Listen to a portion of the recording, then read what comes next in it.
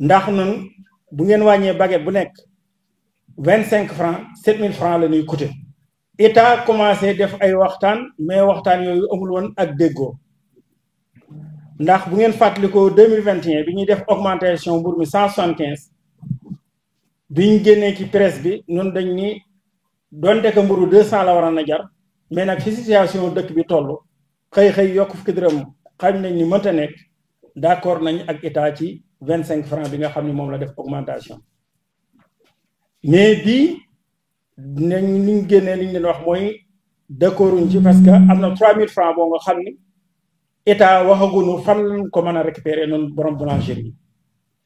mais ci jamono boobu biñ tasee ak ministère du commerce dafa waxal ni 3000 francs yooyu nga xam ni moom ngeen war a perte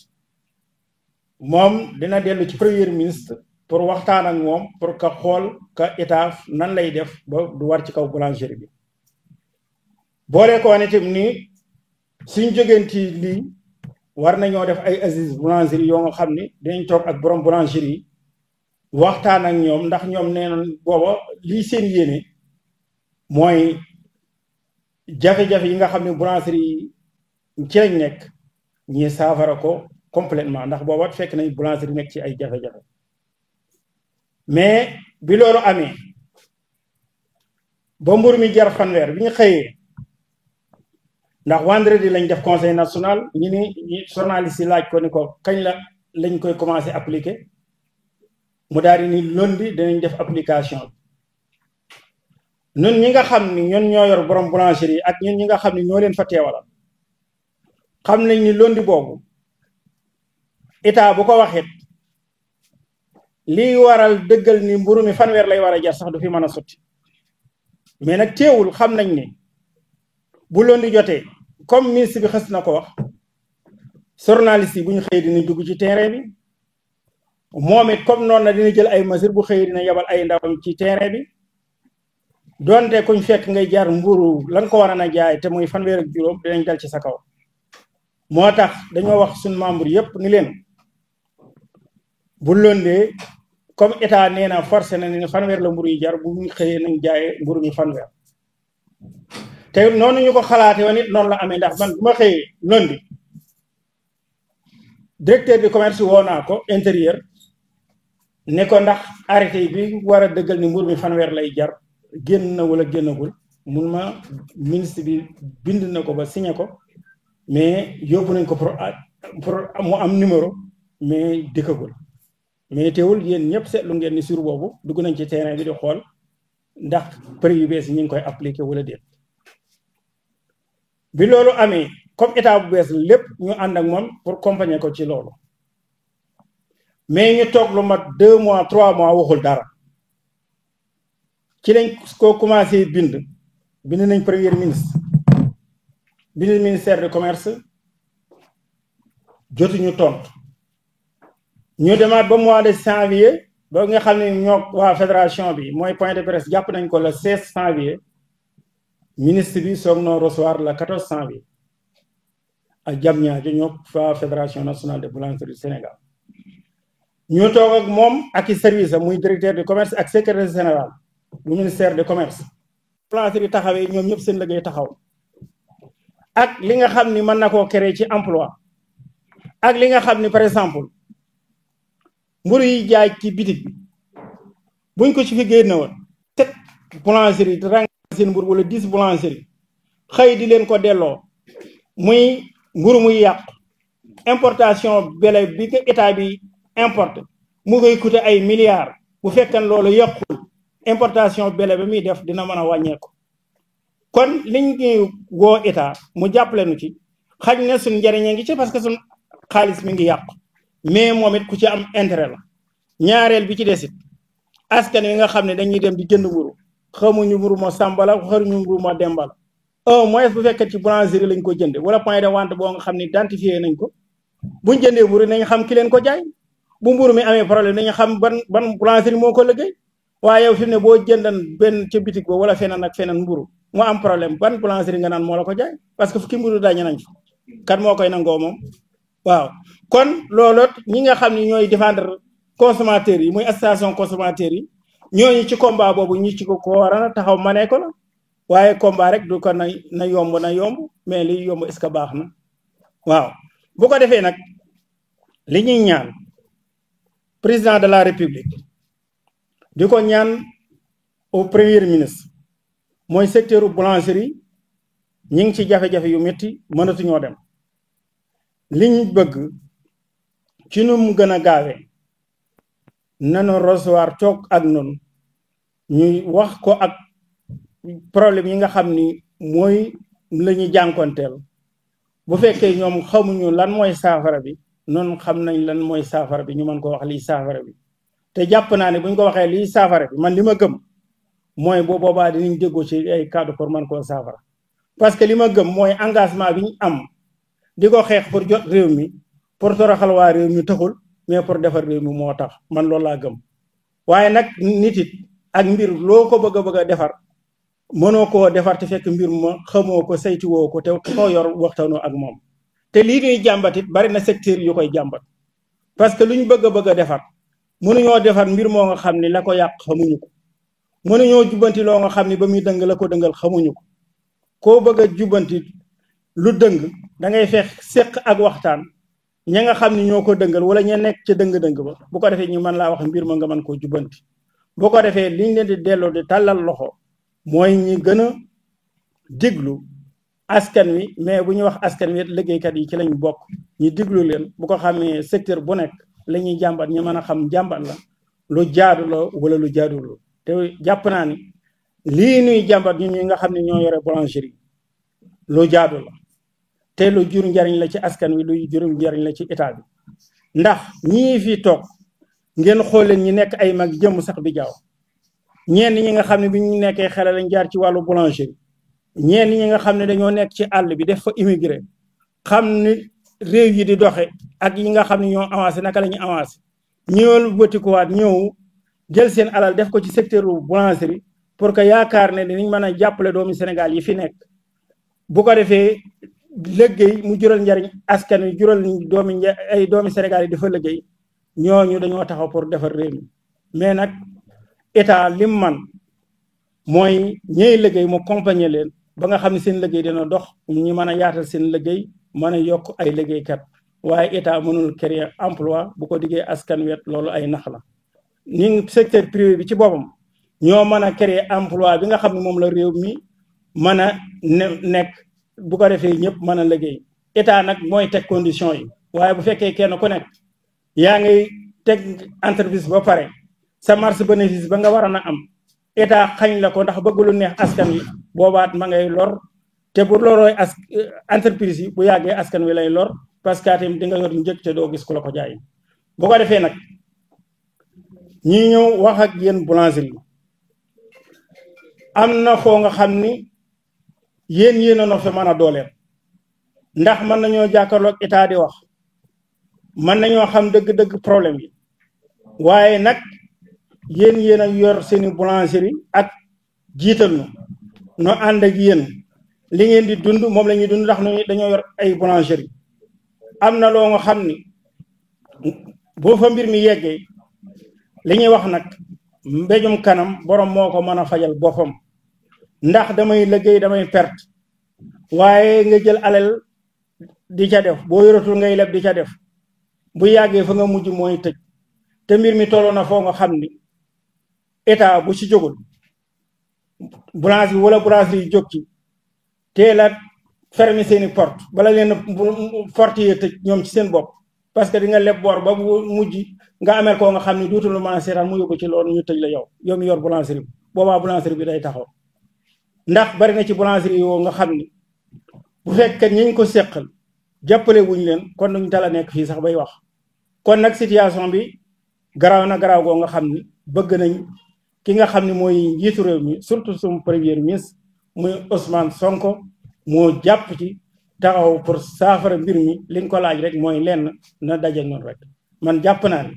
bu jàkkaarloog noonu man wax ko liñ nekk ci noonu boobaa saafara ne ci am li nga xam ne mujj nañ ko seet noonu secteur boulangerie ba vice président di ma ko signalé nii mooy njëgu mburu mi tey jii ñuy wax ak yéen biñ ko xoolee mi ngi toll ci 225 francs moom la njëgu mburu war na jar kon ngeen xam ni boulangerie bi moom bis bu xëyee mi ngi perte 75 francs mu jëm ci askan wi am na social nag ki ko mën a gàddu mooy état waaye du entreprise moo mën a gàddu social kon nag li ñu bëgg mooy état bi mu teel a ñëw teel noo gestu teel noo wàllu parce que nag daanaka mën nañ ni suux nañ ba pare asalaamaaleykum wa rahmatullahi taala wa barakatuh li nga xamante ni moom lay yëkkatee sama kàddu mooy mbooleem ku fi teew ci salle bi ci boulanger yi yéen ñii di njiit yi mënu leen a fay ndax yaakaar gi ñu am ci yéen booba ba léegi ay ati at mbir mi sooxe na ñu ànd ak yéen mbir mi neex na ñu ànd ak yéen muy taw ñuy ànd ak yéen muy naaj ñuy ànd ak yéen kon yéen kilifa yi toog fii na ngeen gërëm mbooloo mii tey boulanger yi nag daanaka li may wax rek dama ciy topp mooy dañoo toqi mënatuñu seen liggéey tagatémbe na la nga xamante ni nag moo ci am solo mooy mbéjum kanam bi nga wax boroom a koy fajal boppam munu leen a nekk nag di yëngu ci secteur bu toll nii ak nu mu amee doole ci Sénégal muy dem bay sëngëm tëlu te jaralu leen jóg da leen di jaral jóg waxtaan ak ñi ngeen war a waxtaanal bu waxtaan wa antuwul ngeen def ne seeni moroom wàcc ci terrain bi loolu def leen a dese am na ci loo xamante ni nag ku bëgg a defar wax dëgg yàlla da nga yàq ba pare ah munu leen fu ngeen toll nag bëgg di réunion ak a waxtaan te du ngeen mas a wàcc ci terrain loolu da ci am solo ñenn ñi ñooy yóbbaale ñu ci des waxtu wu ñu jàppee kilifa yi ñeneen ñi jóg takku bu yàggee léegi soxla faj moi je voudrais s'il vous plaît lancer à Ousmane Sonko le premier ministre pour lui dire de sauver le secteur de la boulangerie. La majorité des Sénégalais qui aspiraient à un changement, ils ont donné les moyens de ce bouleversement. Mais au-delà de cet événement, les Sénégalais attendaient que cela se traduisait par un changement des hommes, un changement dans les méthodes de travail, dans la répartition plus équitable des richesses, mais aussi dans l'accès plus démocratique à l'emploi. Bref, la résolution de ce qui est convenu, la bonne gouvernance, et les travailleurs n'y est pas en reste. Et vous pouvez en être sûr. Je vous remercie de votre attention. secteur bi moom dafa metti jëratul wax bu doon luy booy ay nopp dañ naan booy na ay nopp fii ci salle bi bari na fi boulanger yi toog yoo xam ne tëj nañ seeni boulangerie yaakaar moo leen fi indi am ci ñoo xam ne ñi ngi wut yeneen place parce que xëy na yaakaar nañ ne fañ nekk moo baaxut te dara waralu ko lu dul di jaay prix bu baaxut ñun suñu laaj lenn rek la muy la vérité du prix des pains na mburu mi jar li mu war a jar farine bi jar li mu war a jar produit yëpp jar yi mu war a jar mais mënoo ne yow da ngay liggéey ci secteur boo xam ne matière première yi chaque fois dañ koy yokk di ko yokk di ko yokk di ko yokk di ko yokk ba noppi yow état xoj la ne la yow lii ngay jaayee ba noppi poids bii ngay def yemu ca wàccee ay nit ci terrain bi boulangerie bu ñu dem la ñu njëkk a def mooy xeen boo xamante ne yow ñi ngi fexe rek nuñ la tëjee te loolu moo fi am gars yi bu ñu ñëwee ci terrain bi moom la ñu njëkk a jàpp mooy yow moom dañ lay tëj wala dañ lay convoqué di la menace ci ay prison ak ay kaso nangam waa impôt jaar nii waa mairie jaar nii OVP dégg nga bàyyi luñ ñu dara sànq nii rek am na assemblée mairie bu may woo pour lan pour ay OVP te la ñu war a def defaluñ ñu ko tey boo demee sama buntu boulangerie marchand ambulant yaa ngi ko lal ba mu fees del loolu nag yëfu personnel la xëy na mais dafa bokk ci secteur bi il faut ngeen xam ko boulangerie boo fa dem yaa ngi dem buntu boulangerie bi yaa ngi fekk ñu occupé ko ba mu fees del mairie bu dikkee day jéggal ñooñu dugg ci boulangerie bi ne ana patron bi wala ana gérant bi naan ko ana ay say OVP ak say lii say la vay impôt service d'hygiène moom kenn waxu leen ñoom dañuy dikk ci boulangerie bi moom taxaw pour tëj la wala nga joxe xaalis yooyu nekk loo xamante ne ni ay manque à gagner la yoo xam ne boulangerie dañ koy dund yu métte te loolu lépp su fekk ne prix mburu bu baax am na duñu ci fekk wax dëgg yàlla yaakaar naa ne boulangerie boo gis bu sañoon boulangerie mooy gën a set mooy gën a moderne mooy gën a luxe mais fan ngay jëlee xaalis boo ko defee da ngay wuti xaalis feneen da ngay lebi feneen tey àgg nañ ci boulangerie yi benn mëññeel lebleetul farine xanaa nga xam commerçant bu la mën a lebal farine mais usine farine yi moom 99% ci boulangerie yi lebalatuñ leen farine parce que dañ ne mënu leen a fay ñoom xam nañ ko demal banque nga ne dama bëgg jënd oto looy liggéey boulangerie ñu ne kon boulanger bi moom mooy kan ci réew mi xanaa du sénégalais xanaa dëkkul ci réew mi pourtant comme ni ko président waxee de fii bu patron boulanger boo fi gis am na leneen lu mën a def bi yàlla dogalee nga dugg ci boulangerie yi ñu wëlbati ko tegal la fitna yoo xam ne bis boo xëyee yaa ngi naan man teema dellu ca la ma nekkoon ñii naan teema dellu ci diaspora bi ñii naan naa dellu ca tool ya ñii naan naa dem seeti leneen loolu du liggéey taxul ñuy investir suñu xaalis wax dëgg yàlla te kenn jàppale wuñu journaliste yi yéen a ngi ni fi kan ngeen fi mas a gis ñu dégg fi ñu naan boulanger yi dugal nañ leen ci état bi nangam déedéet ñu ne danañ leen recevoir ba mu des boulanger yi mu mel ne ñun bokkuñu ci pourtant li ñu représenté ci réew mi dafa bari foo xam ne tey àgg nañ ba naan ay 15000 boulangeries ci réew mu Sénégal emploi direct et indirect da ngeen ni ko président waxee kon ñun am na njariñ ci réew mi mais dañ ne leen ba loolu jàllee ñaata nit ngay xëy gis ñaata soxna yi surtout ñu yanu seen bool dem ca taabal ja jaay mburu boole ca yeñ cay boole pour dem yóbbu seen njaboot heure bi ña ngay dem di taal añ ñooñu bu boulangerie bi tëjee dañuy am problème waxuma leen nag ñi ci dañoo bari trop mais nag foofu man suñ bokki boulangerie yi rek laay blâmer parce que affaire bi dañu jàkkaarloog moom ni man ko jëli bu ñu neexoon boulangerie yi semaine bii di ñëw problème bi réglé mais malheureusement defuñu ko bu ñu wàcce woon suñu porte toog di seetaan état bi dana régler problème bi far force wala askan wi jàkkaarloog moom ni ko yow fexe kon nga indil ñu mburu bu dul loolu nag nañ toog fii di dee benn par benn ba jeex takk état moom tant que mburu maa ngi ci terrain bi moom amul problème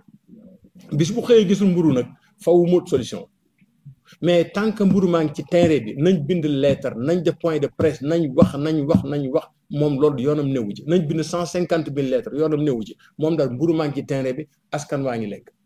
ñu gëmloo sénégalais yi ne mburu social la mburu du social état bu ko bëggee def social kon na xool lu muy jaayee farine bi ak lu muy jaayee yeneen intrants yi ciy dem parce que mburu farine mooy base bi mooy buutu garab gi kenn wérantiwu ko mais munoo liggéey mburu sans levure bi mi ngi jógee 15000 francs mi ngi jógee 10 000 francs dem 15000 francs te di ci bëgg a yàgg ak yeneen sans nga dugg nag ci viennoiserie bi tey boo duggee ci pâtisserie nga xam ne tey def presque moo ëpp doole mburu xanaa daanaka dafa bari trop mais pâtisserie tey jii xoolal tey ji carton beurre boo doon jëndee 19500 tey ñu de la ko jaayee 34000 35000 francs lépp ay facture ci lañ ko teg ñun nekk ñu fi di tâtonner di wax loo xam ne dafa nekkul kon nag mbir mi président de la république premier ministre l'ensemble du gouvernement Sénégal na ngeen xam ne secteur boulangerie bii yéen a ngi leen di seetaan te keroog bi ñuy nekk ci terrain bi muy metti boulanger yi di lakk ay mburu di ko saraxe pour yëf yi am jàmm parce que Sénégal ku ti saraxe mburu wala glace wala ndox boulanger yu bëri ñi ngi fii lakk nañ mburu jóg di ko saraxe ngir réew mi am jàmm ngir ñii fi nekk man fee toog ba mën a liggéey réew mi comme niñ ko ñëpp amee yaakaar man dama cee raag ba naaw comme ñeneen mais bañ koy def monsieur le président monsieur le premier ministre bañu koy def defuñu ko woon ngeen dina toroxal te da ngeen noo toroxal parce que da ngeen a jël suñu xaalis wëlbati ko jaxase ñu askan bi wëlbati ko ne dinañ leen xool ay levier yuñ mën a def pour ngeen récupérer seen 3000 francs dugal lépp ci biir tiroir yi ñu topp ci yéen di daw pour dajeeg yéen ba dernier moment ngeen boole ñoo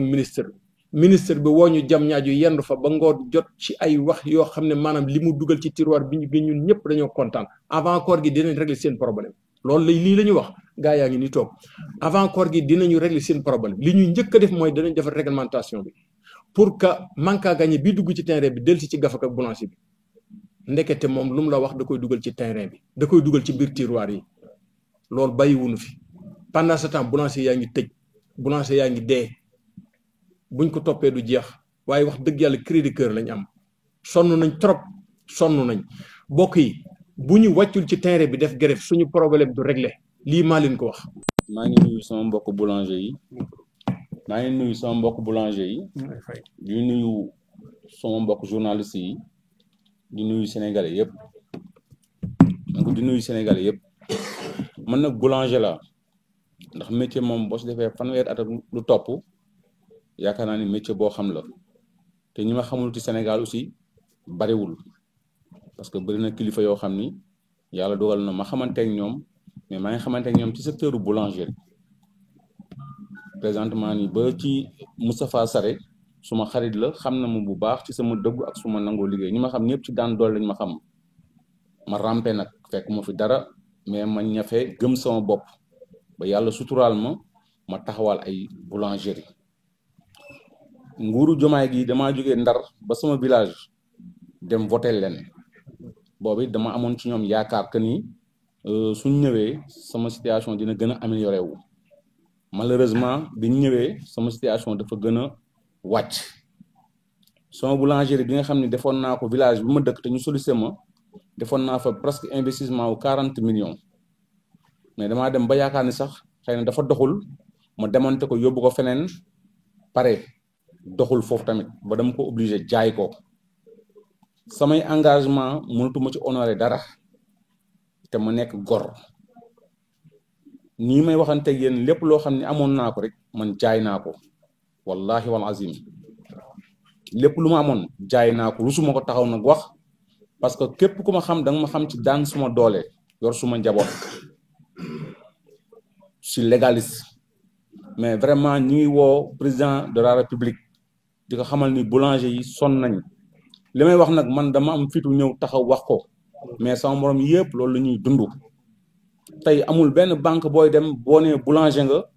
ñu lebal la te ñoo yay ndax ku la koo ci lebal tamit du la mun a fay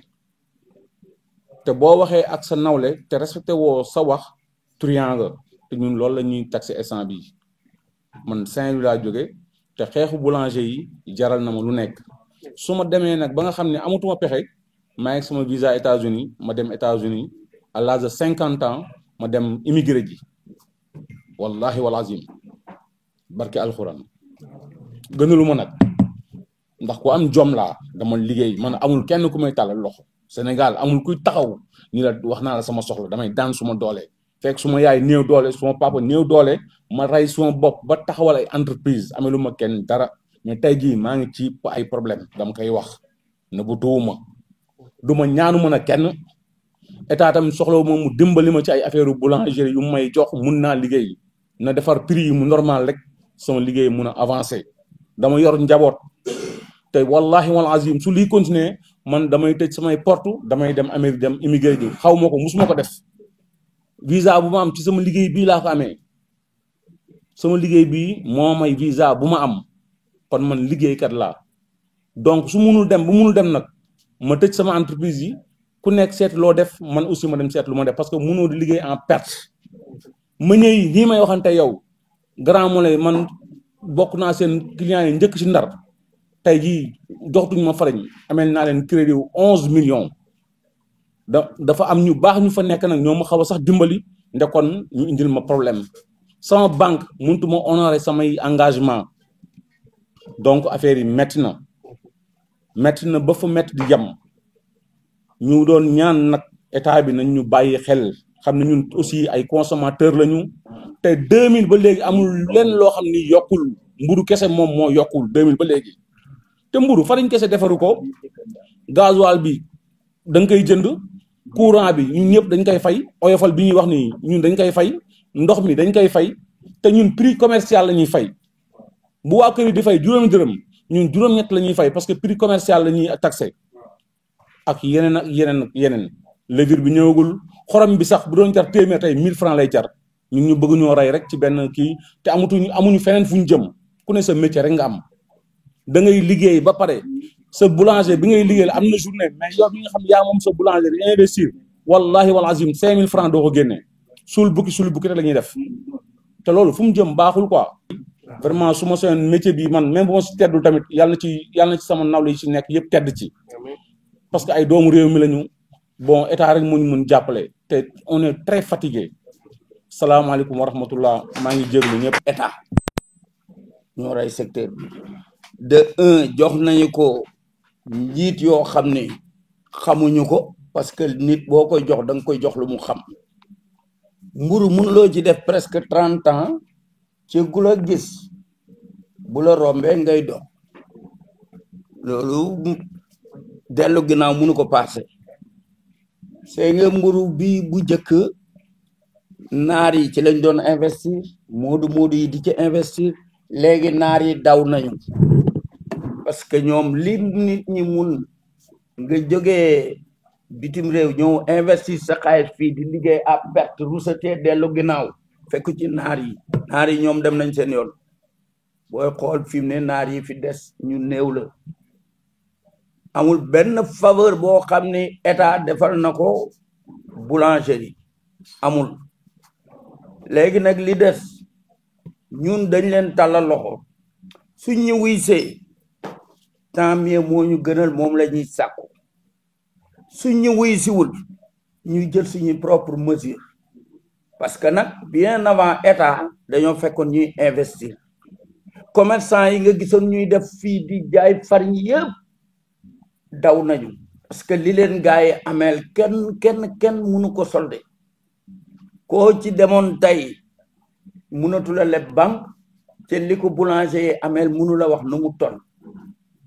mën naa ci cité ñoo xam ñii dee nañu ñi ngi dund ku mel ni Cheikh Sall mi boo demoon foofu tey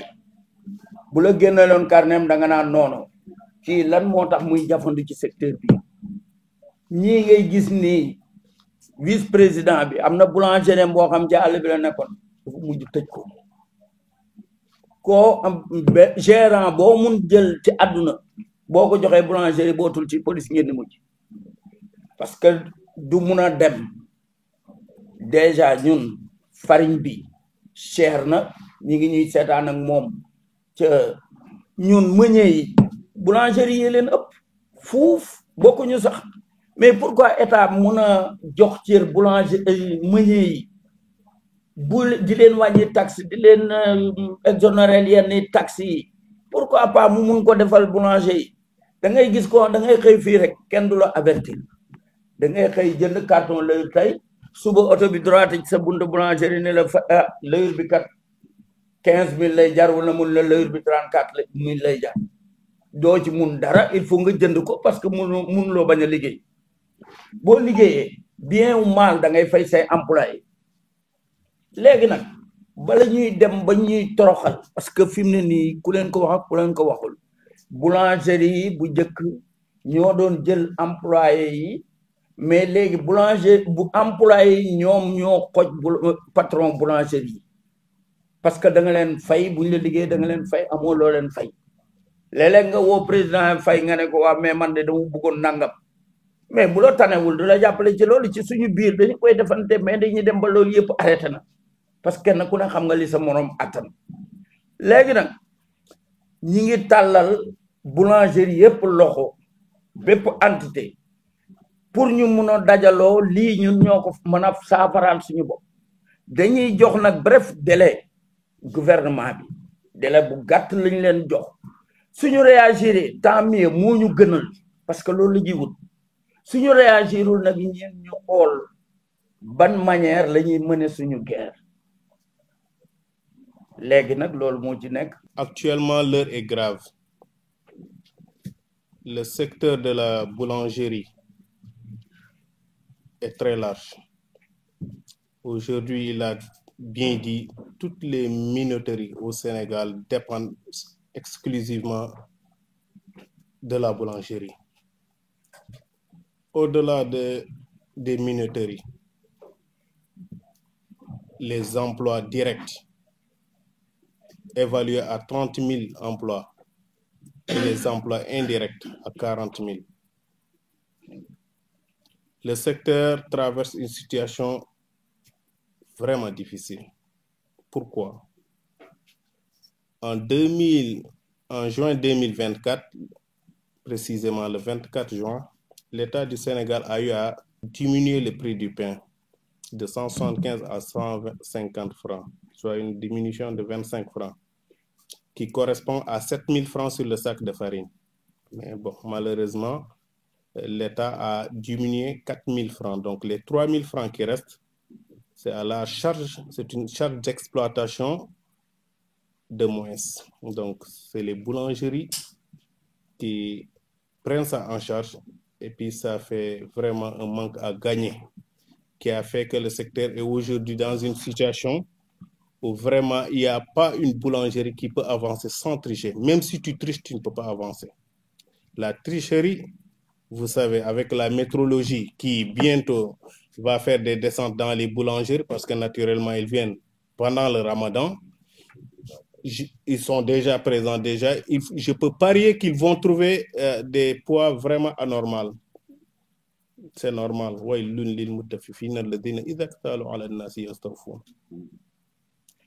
C'est normal. Les gens, ils ne peuvent pas travailler. Voilà. On me signale déjà qu'ils sont sur le terrain. Mais si l'État diminue le poids du pain de 200 grammes à 190 grammes et qu'il fait la même chose sur le prix de 175 à 125 francs, il s'est trouvé que le rendement du pain, du sac de pain, est à 281 kg par sac. Mais aujourd'hui, la réalité est que tous les boulangeries vont recevoir des convocations parce qu'ils ne peuvent pas respecter ce poids. C'est impossible. Même si tu respectes le poids, tu ne peux pas faire du bénéfice. Donc le secteur trouve, on a fait des réunions partout, au ministère, au service régional du commerce, on a cherché la solution partout. Mais j'espère que la solution se trouve aujourd'hui à la primature ou bien à la présidence. Il faut que le Premier ministre prenne ses responsabilités et qu'il convoque les boulangers,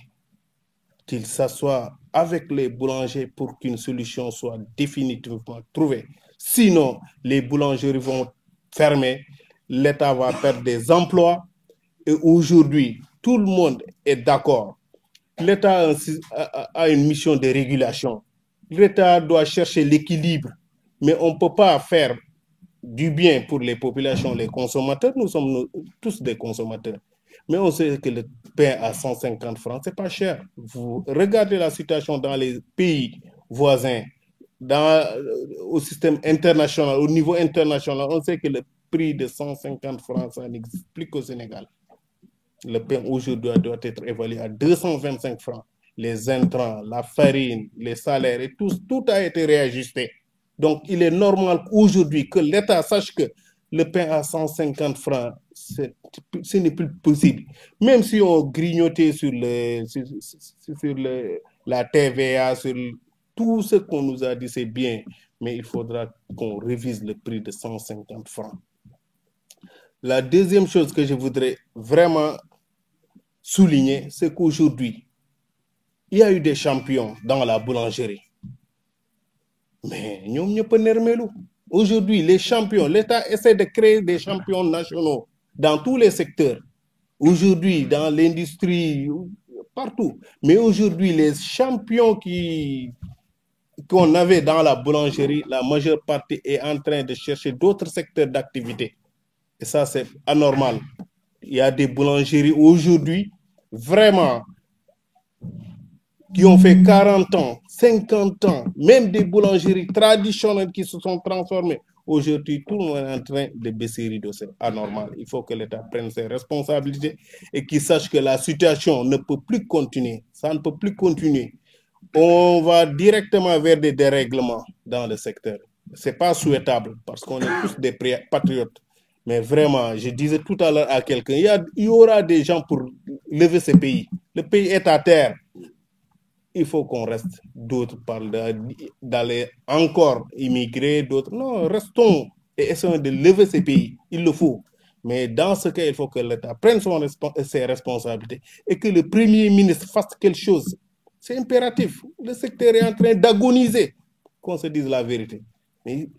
il y a une semaine, des réunions ont été faites au niveau pour essayer de voir la structure actuelle, mais il se trouve que le pain doit coûter aujourd'hui 225 francs. C'est ce qui est la norme, vu les intrants, la farine, l'eau, l'électricité, tout ça. Vraiment, les locations qui ne cessent d'augmenter. Aujourd'hui, une évaluation qui a été vraiment responsable a été faite et on a trouvé que le pain doit coûter 225 francs. Alors, Qu'est-ce qu'il faudra faire? Les boulangers, il faut prendre votre responsabilité. On ne peut plus continuer comme ça sur un statu quo. Il faut que quelque chose soit fait à notre niveau. Et ça, vraiment, la responsabilité incombe aux boulangers. En tout cas, j'interpelle Monsieur le Président de la République, son Excellence Bassirou Diomaye Faye, son Premier ministre, Monsieur Ousmane Sonko, pour que vraiment quelque chose soit fait. Sinon, on va directement vers une situation de dérangement. Je vous remercie.